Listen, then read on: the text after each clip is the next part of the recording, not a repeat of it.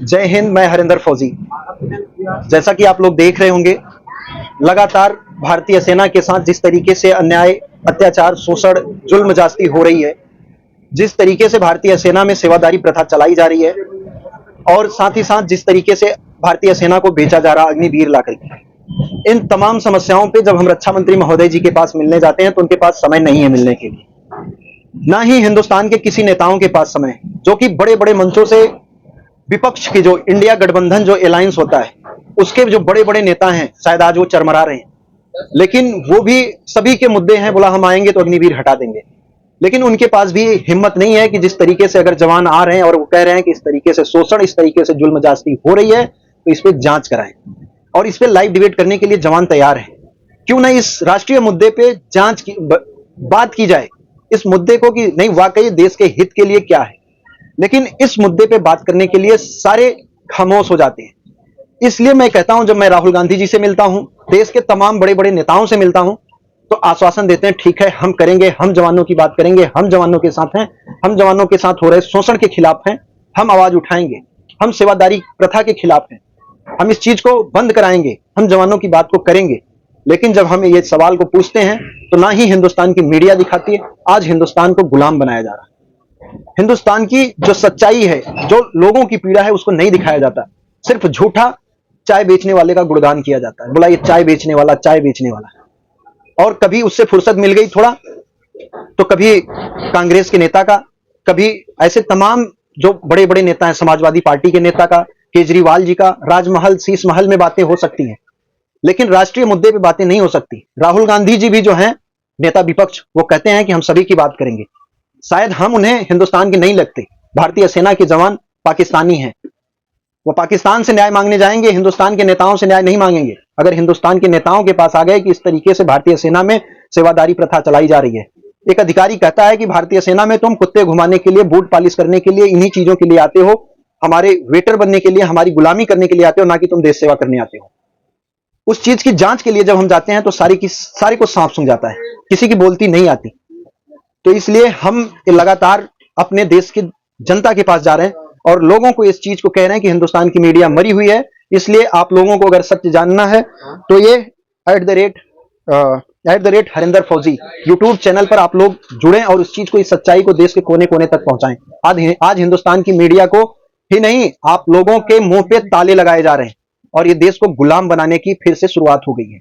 जिस हिंदुस्तान का इतिहास रहा, जहां भगत सिंह, चंद्रशेखर आजाद जैसे महान क्रांतिकारी नेता पैदा हुए, आज उसी हिंदुस्तान में हिजड़े हो गए हैं सारे। आज ये हिंदुस्तान का दुर्भाग्य है कि हिंदुस्तान में कोई एक ऐसा नेता नहीं है जो सच्चाई की बात करता हो, जो सत्य के लिए और देश के राष्ट्रीय हित के लिए, देश के हित के लिए बात करता हो।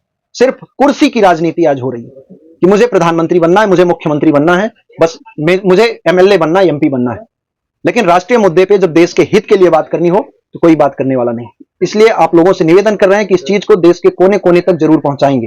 हिंदुस्तान की मीडिया मरी हुई है। मैं तमाम मीडिया पे तमाम बड़े बड़े नेताओं से मिल चुका हूं, तो इस चीज को आप लोग थोड़ा ज्यादा से ज्यादा लोगों तक जरूर पहुंचाएंगे और @ हरिंदर फौजी करके यूट्यूब चैनल पे आप लोग इस चीज को देख सकते हैं और वहां से लोगों को भी पहुंचा सकते हैं। क्योंकि हिंदुस्तान की मीडिया जवानों के दर्द को, ना ही सच्चाई से, देश के लोगों के दर्द से उसको कोई मतलब नहीं। इसलिए आज ये ट्रेन में भी लोगों के बीच में जाकर के, ट्रेन में पब्लिक के बीच में जाकर के आज लोगों को रोड पे उतर करके इस तरीके से सच्चाई को दिखा रहा हूं। होगा कोई मोदी भक्त, होगा कोई राहुल भक्त, कोई अखिलेश भक्त, लेकिन आज इस राष्ट्र के झंडे को उठा करके चलने वाला कोई नहीं है हिंदुस्तान में। और यह हिंदुस्तान का दुर्भाग्य है कि यहां पे मरने के बाद लोगों को न्याय दिलाया जाता है। जब वो मर जाएगा, जैसे अब एक पत्रकार की हत्या हो गई, उसने थोड़ी सी सच्चाई क्या दिखाई कि उसकी हत्या हो गई, हत्या हो गई तो उसको न्याय लोग दिला रहे। लेकिन जब वो दर बदर भटकता है तब किसी को नहीं दिखता।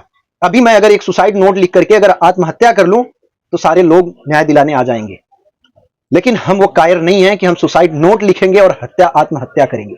हम आप लोगों से सवाल लगातार पूछते रहेंगे और इस सच्चाई को, देश को दिखाते रहेंगे, देश की जनता को भी दिखाते रहेंगे। जो जनता इनको प्रधानमंत्री, राष्ट्रपति, पता नहीं क्या क्या इन लोगों को चुनती है, एमपी एमएलए, उन लोगों के पास जाकर के कि देखिए आज देश का दुर्भाग्य कि ऐसा कायर रक्षा मंत्री, प्रधानमंत्री, लीडर ऑफ अपोजिशन ऐसे नेता हैं हमारे देश के, जो सच्चाई से, जिनको कोई मतलब ही नहीं है।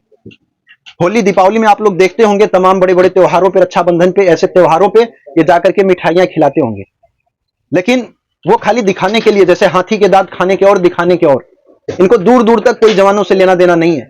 और आप लोगों से भी कहना चाहता हूं कि जब हम तिरंगे में लिपट करके आए तभी आप लोग वो प्यार हम लोगों को ना दें।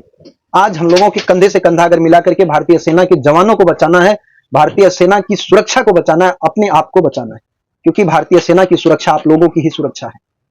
आज किसान भी रोड पे बैठा हुआ है और हिंदुस्तान का जवान भी आज इस तरीके से रोड पे चल रहा है। ये देश का दुर्भाग्य नहीं तो क्या है। हिंदुस्तान में नारा लगाया जाता है जय जवान जय किसान, और उसी हिंदुस्तान में आज जवानों की और किसानों की हालत आप लोग देख सकते हैं। तो हिंदुस्तान के दोगले मीडिया को भी आप लोग पहचानिए। जो मीडिया आप लोगों के दर्द को उठाने के लिए बनी थी, दिखाने के लिए बनी थी, आज वो नेताओं के गुणगान करने के लिए, चाटुकारिता करने के लिए बनी।